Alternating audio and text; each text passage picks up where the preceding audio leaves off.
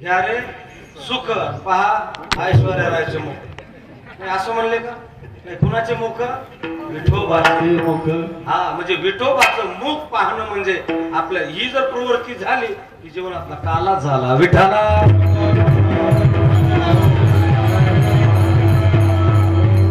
देवाला पाहिलं की त्याला काय शिल्लक राहिलं बाबा?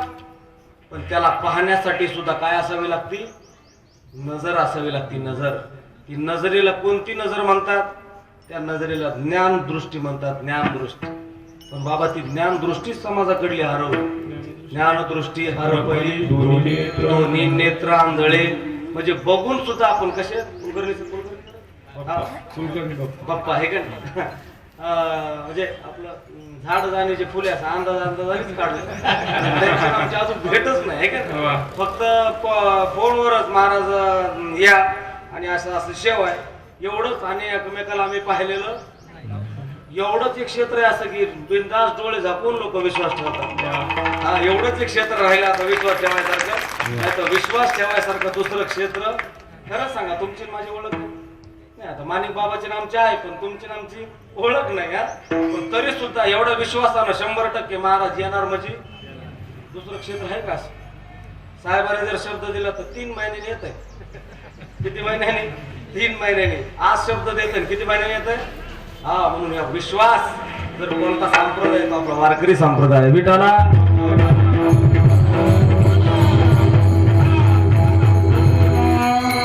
असा हा भाग आहे की तो पाहण्याकरता जी नजर असावी लागते ती नजर ज्ञान दृष्टी असावी लागते.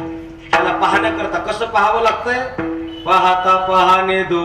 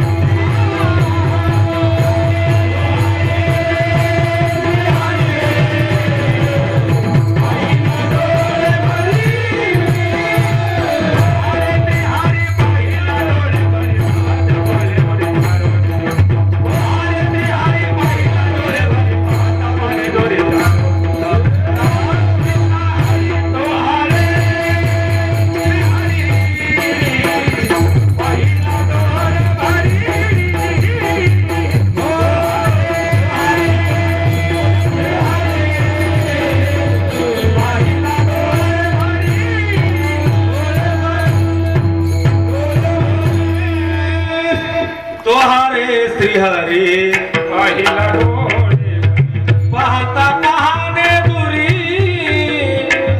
सारोनिया. आता पाहता काय? पाहणे काय? दुरी सारोनिया पाहणे काय? हे जर विचार पाहायला गेला तर तुम्हाला झोपलेलं पाहावं लागेल. विठाला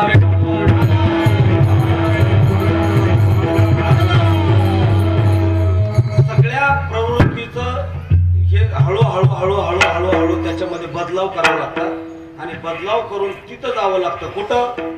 पाहता पाहणे दुरी सारोनिया ही अवस्था संपली की त्याच्या पुढची जी अवस्था आहे त्याला अनहत ध्वनिनाद तो पावला परमपद उन्मनी तोर्या विनोद छंदे छंदे डुल्लतसो. ही अवस्था येण्याकरता मग त्याची अवस्था परत अशी झाली तेने सांडेली माया ते जेली कंथा काया मन गेले ते विलया ब्रह्मानंदा मधारी. हा हे सगळं तुम्ही अभंग पाहून घ्या. ही अशी अवस्था होणं म्हणजे गोवळ. विठाला भाविकत्व आलं गोवळत्व झालं की पुढे जे आहे त्याला लागतो विश्वास. काय लागतो? आणि मला वाटतं ही अशी प्रक्रिया जीवनाची घडत घडत गेली प्रवृत्तीमध्ये बदल झाला की ऑटोमॅटिकच काय बसतो? बोला ना. विश्वास बसतो. पण ऐका विश्वास सुद्धा कुठं ठेवावा याची सुद्धा काय असावी लागती? बुद्धी असावी लागते. बऱ्याच जणांनी विश्वास ठेवला कोणावर?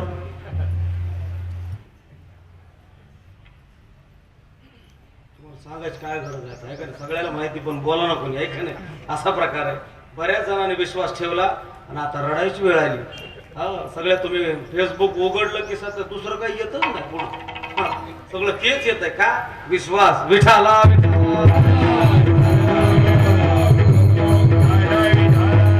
त्या विश्वासाला एवढा तडा गेला की आता ती उणीव भरून निघू शकत नाही. असे बरेच जण आहेत. हा, म्हणून विश्वास ठेवायचा असेल तर विश्वास कुणावर ठेवा? भगवंतावर विश्वास ठेवा. आणि भगवंतावरला विश्वास काय करतो? विश्वास येतो करी स्वामीवरी सत्ता धरोनी विश्वास करी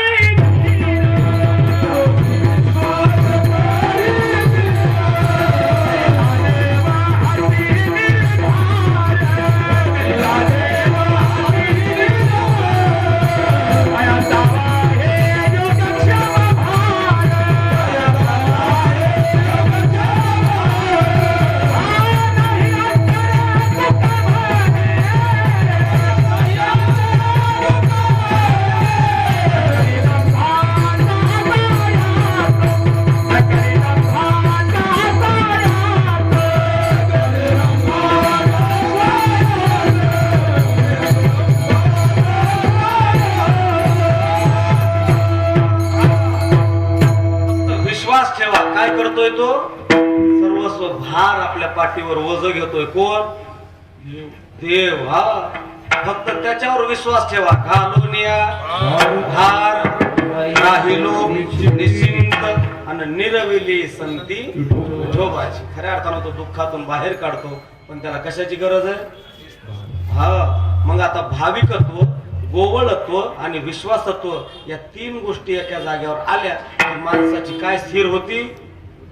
तेने स्थिरावली बुद्धी.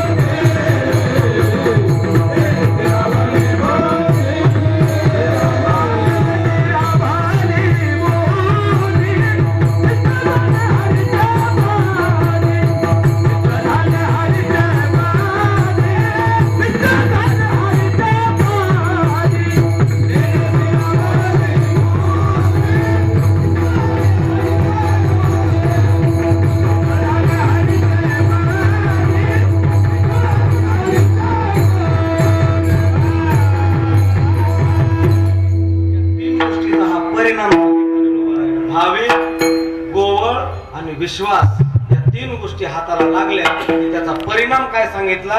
तेने स्थिरावली बुद्धी. आणि निश्चळ झाली. तिनं निश्चय घेतला की आता त्या हरीच्या चरण सानिध्यामध्ये गेलो. आणि तिथं गेल्यावर आता कशामुळे गेलो? तर अगोदर काय स्थिर झाली? बोला ना, बुद्धी स्थिर. परमार्थामध्ये सुद्धा बुद्धी स्थिर असावी लागते. नुसती परमार्थातच बुद्धी स्थिर असून उपयोग नाही. संसारात सुद्धा बुद्धी स्थिर असावी लागते. कशात? बोला ना, संसारात चंचल माणसाचं काम नाही. जे चंचल आहेत ते तुकड्याला मावतल. वाक्य कडू जरा पण खरं आहे का नाही?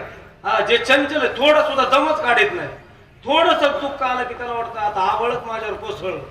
एखादं थोडं 10-5 रुपयाचं संकट आलं की ते म्हणताय आता लय बेकार आहे, मला एखादा एकर तरी विकावं लागलं. 10-5 दिवस दम जात असती वेळ निघून. पण ते तिथं दम धरत नाही बाबा. आणि मग ते एकर विकून टाकते. आणि विकलं की मग हे आलं हे डायरेक्ट ह्याच्यावर परिणाम करते. कशावर? अनेक बुद्धीचे तरंग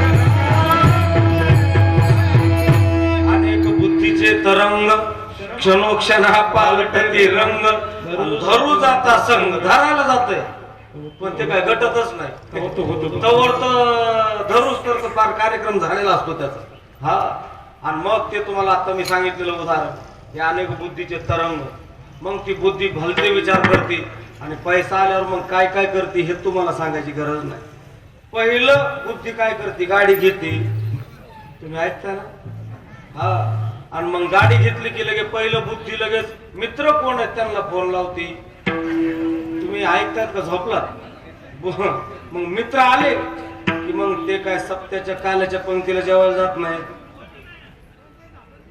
मग कुठं जाते बोला ना कुठं हा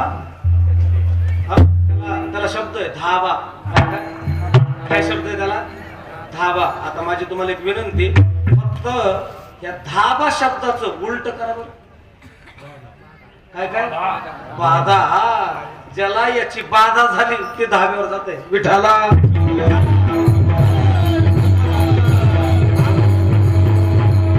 बाधित माणसं झालेले ते कुठे जाते बोला ना धाब्यावर आणि तिकडे गेल्यावर मग काय संसाराचं लय चांगलं होतं लगेच म्हणताय ते मला काय समजलं बघा आता तुला काय समजलं एक करीन तुला काय समजलं हा तुला अजून समजायचं राहिलंय काय त्याच्यामुळं बुद्धी स्थिर राहणं सगळ्यात महत्वाचं आहे आणि ती बुद्धी जर स्थिर कुठं राहत असेल आज निळोबर आहे म्हणतात या तीन गोष्टी भाविकत्व गोवळत्व आणि विश्वासत्व भाविक गोवळ आणि विश्वास या तीन गोष्टी हाताला आल्या की बुद्धी स्थिर होती तेने स्थिरावली बुद्धी निश्चळ झाली हरीचे पदी मग त्याला कशाचा ओढा राहत नाही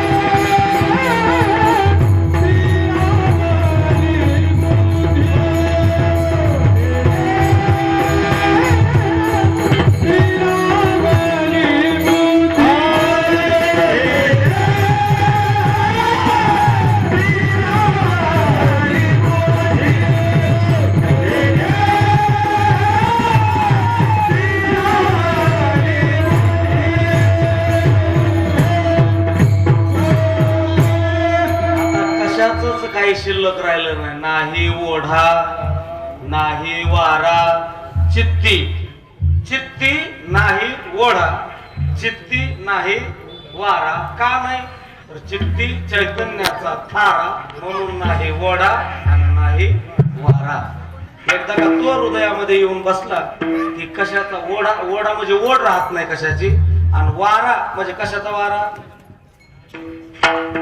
अहंकाराचा वारा न लागो राजसा माझ्या विष्णुदासा नामदेव महाराज म्हणले ना हा वारा सुद्धा त्याला लागत नाही नाही ओढा नाही वारा चित्ती चैतन्याचा थारा पण हे सगळ्या गोष्टी या प्रक्रिया घडल्या की मग तो साधक त्या बोधावर आरूढ होतो कोणत्या शेवटच्या चरणामध्ये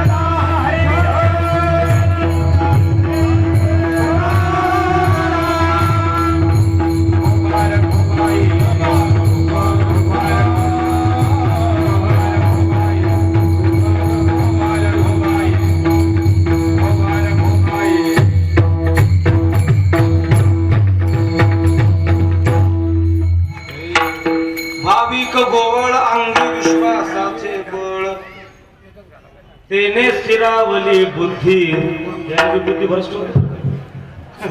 निश्चळ झाली हरीचे पदी. शेवटच्या चरणामध्ये निळोबाराय म्हणले, एकदा का त्याच्या संगतीमध्ये गेलं, निळा म्हणे हरीच्या संगे, आणि तिथं गेल्यावर काय केलं तर म्हणले, करीती क्रीडा वारंगे. वारंगे का काय रे, करीती क्रीडा वारंगे आहे का नाही. वारंगे फक्त सांगतोय काय काय क्रीडा केल्या त्यानं.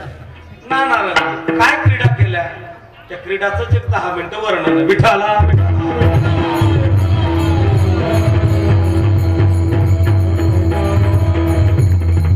आज काल्याचं कीर्तन आहे. खऱ्या अर्थानं हा काल्याच्या कीर्तनाचा जो विधी आहे, तो काय विधी सांगितला, चरित्र ते उच्चार. चरित्र ते उच्चार.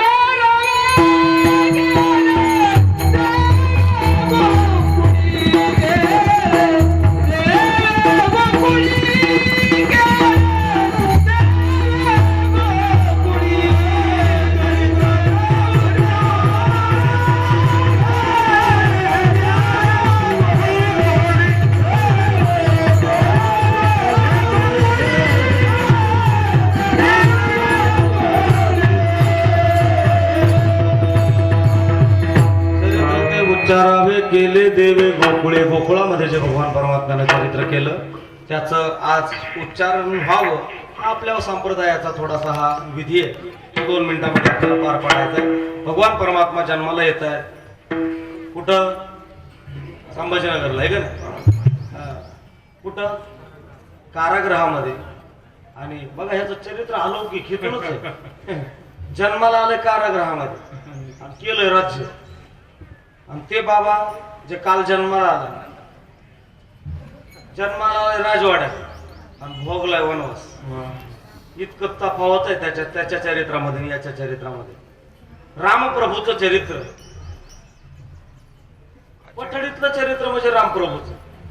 त्याला नियमावली, बोलीला तैसेची करीन आणि वर्तोनी दावेल. याला तसं काहीच नाही, हा परिपूर्णतम आहे. रामप्रभूचं जीवन म्हणजे अनुकरणीय जीवन. एक पत्नी, एक वचनी आणि एक पाणी. मी तुम्हाला सांगितलेला डोळा. विठाला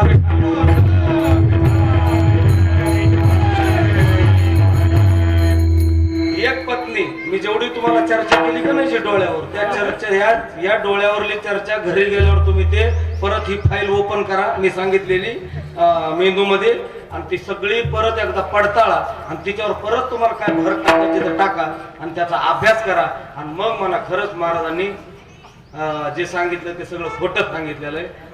खरं काही त्यातलं बोला ना, फक्त असं काही म्हणू नका, ऐका नाही, असा भाग आहे.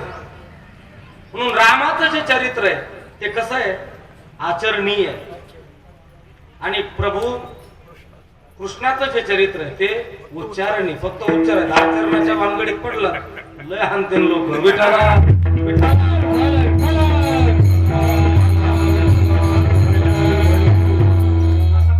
म्हणून हा भगवान परमात्म्याची जी लीला आहे त्याच्या किती क्रीडेचं वर्णन करावं.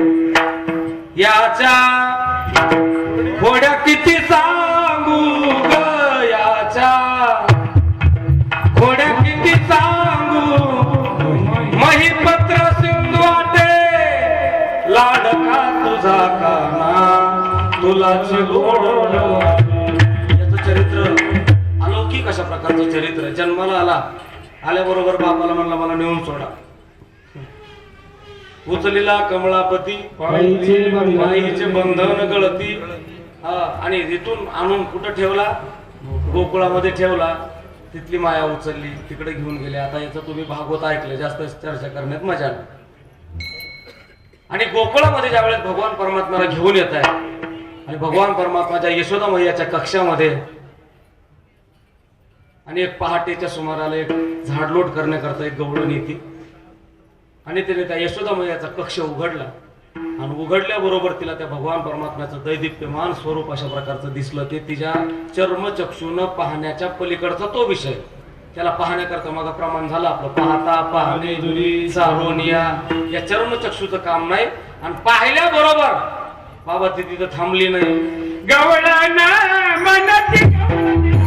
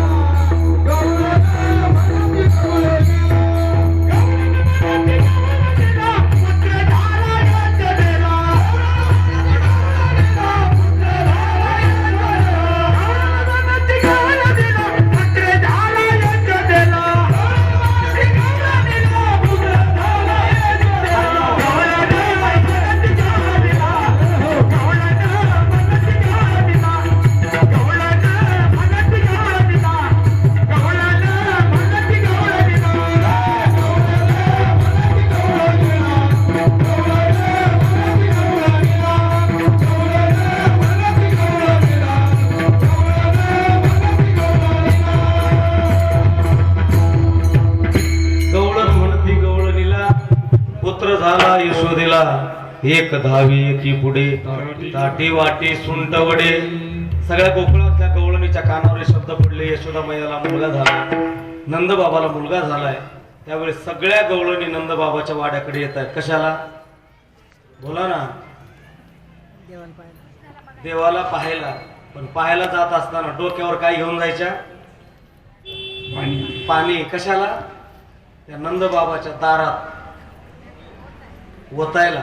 त्या दारात पाणी ओत नाही, त्याला काय म्हणतात तुमच्याकडे? हेल घालणे. हेल घालणे.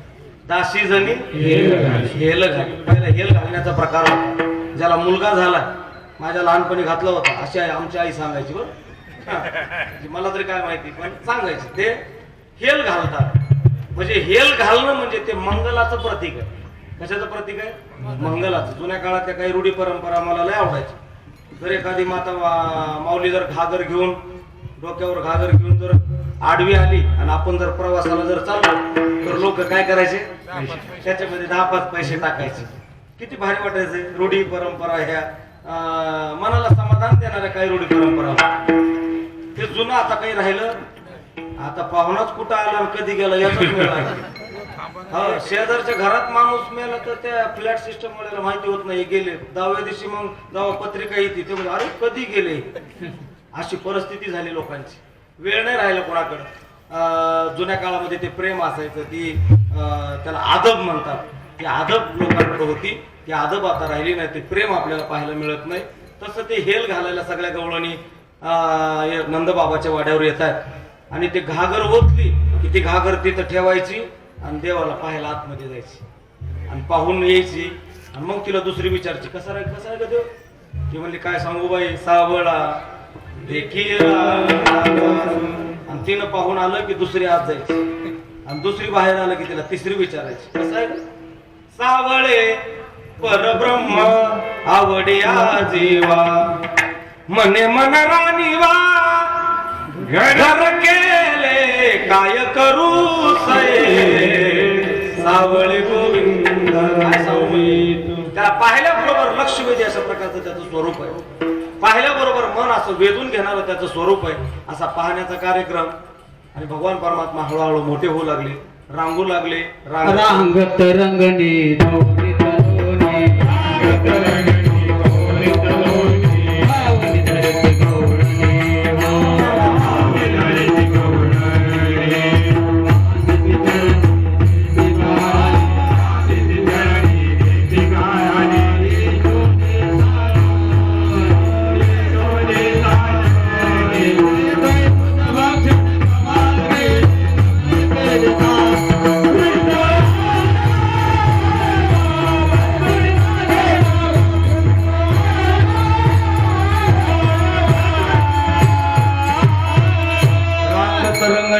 चोरीत लोणी, धावणी धरती गवळणी, बांधिती चरणी, देती गाणी यशोदे साजनी. रांगत असताना अनंत लीला केल्या. भगवान परमात्मा युवा अवस्थेमध्ये आले आणि युवा अवस्थेमध्ये आल्यावर अनंत खोड्या. काय त्याच्या खोड्या? याच्या मगच म्हणलं खोड्या किती सांगू. समुद्राची शाईन पृथ्वीचा कागद केला तरी याचं चरित्र संपत नाही. असा हा भगवान परमात्मा. अनंत लीला काय काय लीला केल्या. एक जण आली म्हणली, काल आमच्या घरात दारी निजला होता सासरा. म्हातारा म्हणजे सासराच. आणि घेऊन ताकाचा डेरा सैरा फोडीला दह्यावरी. त्याच्या ढेरीवर म्हणली काय फोडलं, ताकाचं गाडगं फोडलं म्हणली. त्या गवळणी वैतागून सगळ्याचे सगळ्या कुठं आल्या, माझ्याकडे आल्या. आणि मला म्हणले आता तुझं बास कर, आम्हाला भूक लागली. त्या गवळणी यशोदेकडे जातात आणि त्या यशोदेला म्हणतात, यशोदे गवळणी गहाणे सांगती यशोदेसी.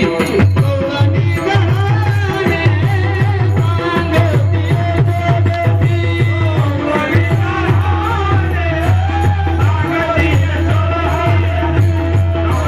गहाणे सांगती यशोदेसी. आ दही दूध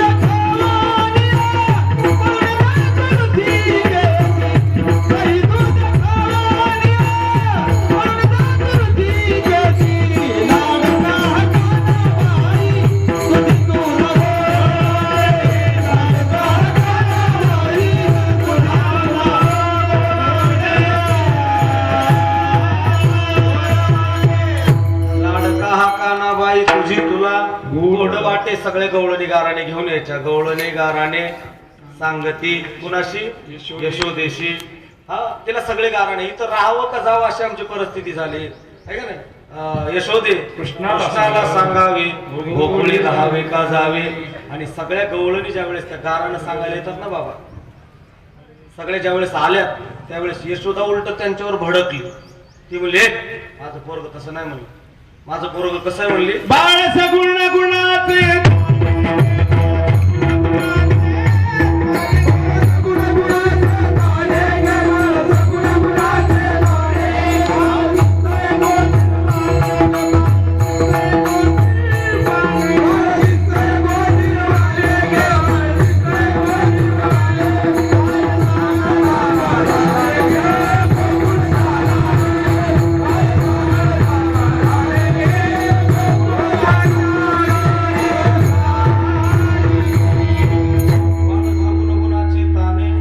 दिसतोय गोजीरवाने. काय सांगता गाराने गोकुळच्या नारी. हा तुम्ही 12 घरच्या 12 गोकुळच्या. माझं पोरग तसं नाही. तुम्ही लपून याचा भावरा शारंगधरा. तुम्ही 12 घरच्या 12 गोकुळच्या नारी. माझं पोरग तसं नाही. बघा इथे एक व्यवहारातली गोष्ट आपल्याला शिकायसारखी. गुरुजी काय शिकायसारखं आहे, आपल्या लेकराचं घरानं जर आपल्या लेकराच्या तोंडावर जर लोक करत असतील, वाक्य ऐकायला आलं ना, आपल्या लेकराचं घरानं लेकराच्या तोंडावर जर आपल्यापाशी करत असतील तर त्या आईनं काय करायला पाहिजे, लेकराला हाणायला पाहिजे का, हाणायला पाहिजे, लेकराला काहीच म्हणायचं. हा आहे का ना, लेकराला लोक देखत काहीच म्हणायचं नाही, उलट म्हणायचं माझं पोरग तसं नाही, माझं पोरग चांगलं आहे. पण कधी लोक आहेत तोपर्यंत. यशोदानं तसंच केलं. हा जोपर्यंत त्या गवळणी होत्या तोपर्यंत म्हणली नाही नाही माझं पोरग भारी, म्हणली नंबर 1 आहे माझं पोरग, निघा तुम्हीच तसल्यात. आणि त्यांना काढून दिलं बाबा. आणि काढून दिल्यावर मग त्याच्या मनगटाला धरलं. कुणाच्या, कृष्णाच्या. मग त्याला म्हणू लागली घोड्या नको करू माझे बाबा, अशी रागात हे तर म्हणायचं घोड्या नको करू. हा असं म्हणलं ते हानी उलट आहे, असं रगेल सारखंच म्हणावं लागेल ना. घोड्या नको करू माझे बाबा, घोड्या नको करू माझे बाबा, घोड्या नको करू बाबा. बाबा खोड्या नको करू माझे बाबा. आता त्याला म्हणली तू खोड्या करू नको, तू इथं राहायच्या लायकीचा राहिला नाही, तू आता निघ. कृष्णा तुला मी ताकीद करते घरी कुणाच्या. येते तुम्हाला म्हणता, येतो तुम्हाला म्हणता, म्हणा बरं माझ्या माग. आता आमचं सगळ्याच झालंय, तुमचं ऐकू द्या एकदा आम्हाला. ऐक हा, कृष्णा तुला मी ताकीद करते घरी कुणाच्या जाऊ नको रे. म्हणा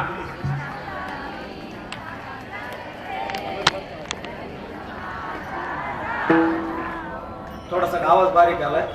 कृष्णा तुला मी ताकीद करते, घरी कुणाचा जाऊ नको रे.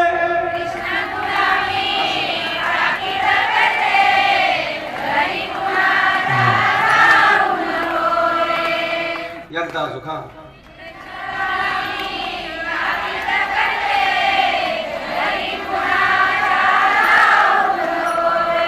आली गवळण कपटी राधा, तिच्या संगे तू जाऊ नको रे. हा.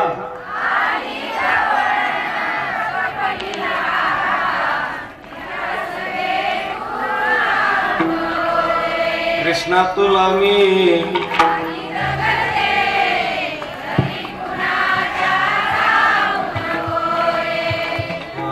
काला झाला बाबा. काय एका स्वरात म्हणले जस काय शिकिलंय भजन आहे ना. पुढच्या वर्षी आम्हाला आमची गरज नाही आता. एवढं सुंदर भजन म्हणला तुम्ही. कृष्णा तुला मी ताकीद करते, घरी कुणाच्या जाऊ नको. कृष्ण म्हणला माय जाईन, पण मी आज नाही जाणार म्हणले. उद्या जाईन राणा सवे घेऊन गोधरा. आता उद्याच का जाईल, तर उद्याच्या कामाची तयारी आज करावं लागते, म्हणून ते म्हणलं उद्या जाईल. आज नाही जाईल, उद्या जाईल. आपल्या पोराला म्हणलं असतं बाबा शेळ्या सोड, ते म्हणते लगेच. धोरणच नाही त्याला, आहे का कांबळे बाबा. पण ते उद्याच्या कामाची तयारी आज. उद्या जाई राणा सवे घेऊन गोधना. हा. आणि मग भगवान परमात्मा दुसरा दिवस उजडल्यावर सगळ्या गोपगड्यांना आवाज दिला, या रे तुम्ही गा, या रे तुम्ही गाया घेऊन,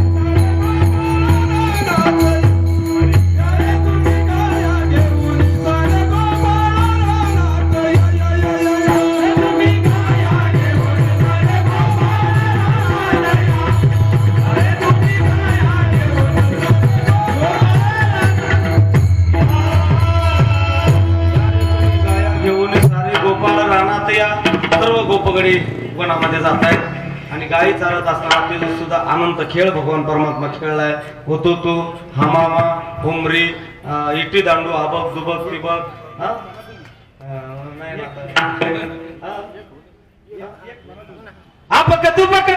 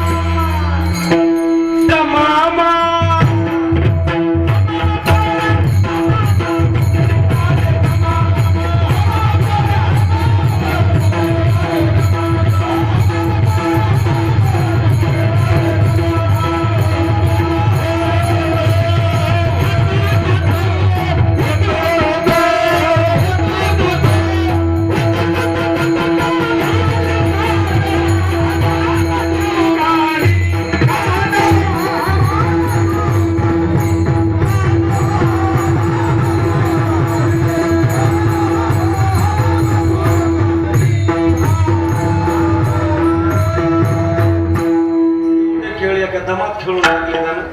आणि मग सगळे गडी म्हणतायत आता झाली आता वेळ, म्हणती आना शिदोऱ्या. सगळ्यांच्या शिदोऱ्या एकत्रित केल्या. आणि मग तो जो आनंद आहे कुठला, वृंदावनातला त्या यमुना मैयाच्या तटावरला, भगवान परमात्मा तिथं या सगळ्या गोपगड्याला म्हणतात, माझे आहे तैसे पाहे नाही तरी घरा जाय चोरोनी आमाय नवनीता नावे. पण हे गोपगडी त्या बोधावर आरूढ झालते बाबा. कोणत्या? तेने सिरावली बुद्धी निश्चळ झाली हरीचे पदी. त्या बोधावर आरूढ झाले. ते म्हटले आता तू हाकून जरी दिलं तरी आम्ही इथून जाणार. तुका म्हणे आता आम्ही नवतो दवडिता आम्ही आता जाणार नाही. नका करू दुरी मज पाया वेगळे. आता तुमच्या चरण सानिध्यामध्ये आम्हाला वास्तव्य मिळावं. अशी त्या गोपगड्यांची अवस्था झाली. आणि जो काला भगवान कृष्ण कन्हैया लाल ज्यानं गोकुळामध्ये केला वृंदावनाच्या तटावर, तोच काला माऊली महावैष्णव ज्ञानोबरायानं पंढरपूरच्या वाळवंटामध्ये केला. एकच टाळी झाली चंद्रभागे वाळवंटी माझा ज्ञान राजा गोपाळासी लाया वाटे. नामदेव कीर्तन करी पुढे नाचे पांडुरंग जनी मने ज्ञान देवा बोला अभंग. अभंग बोलता रंग कीर्तनी भरला. प्रेमाचे निछंदे विठ्ठल नाचू लागला. एकच टाळी झाली चंद्रभागे वाळवंटी माझा ज्ञान राजा गोपाळासी लाया वाटी. गोपाळासी लाया वाटी. गोपाळासी लाया वाटी. पुंडलिक वरदा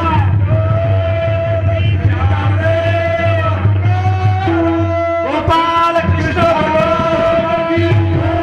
कृष्ण भगवान की. कृष्ण भगवान की.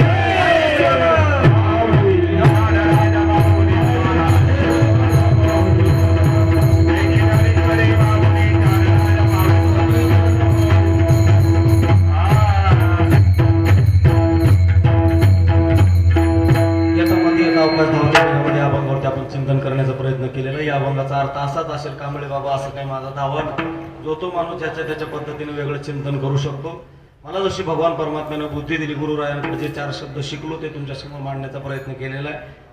या कीर्तनाकरता आदरणीय सर्वही महाराज मंडळी या ठिकाणी उपस्थित आहेत. आदरणीय सगळेच आदरणीय आहेत, पूजनीय आहेत, वंदनीय आहेत. कीर्तनकार, गायनाचार्य, वादनाचार्य, सर्व ही भजनी मंडळी सगळ्यांच्या चरणारविंदी नतमस्तक होतो. या ठिकाणी हा येण्याचा सुयोग आदरणीय वंदनीय आमचे बाप्पा, खऱ्या अर्थानं बाप्पाच्या माध्यमातून हा दर्शनाचा सुयोग आहे. गेल्या 2-4 महिन्यापासून त्यांनी आमची ही सेवा घेऊन ठेवली होती. सतत संपर्कामध्ये तुम्ही कधी येणार आहेत, कधी येणार आहेत, तेवढं आठवणीत राहिल्यावर हे फोन करायचं कारण म्हणजे धोके होत नसतात का.